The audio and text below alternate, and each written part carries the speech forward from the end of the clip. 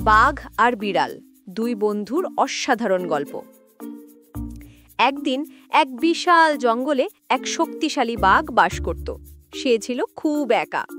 হঠাৎ একদিন এক ছোট্ট বিড়াল সেই বাঘের সামনে এসে পড়ল।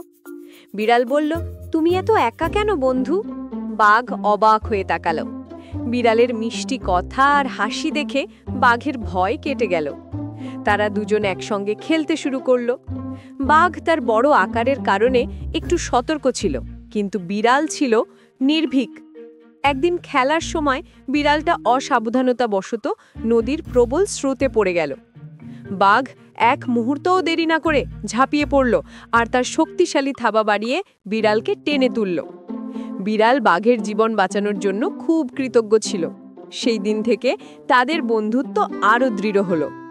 জঙ্গলের অন্য পশুরা তাদের এই অদ্ভুত আর সুন্দর বন্ধুত্ব দেখে অবাক হয়ে যেত। বাঘ আর বিড়াল সারা জীবন এভাবেই একে অপরের পাশে থেকে সুখী জীবনযাপন করল।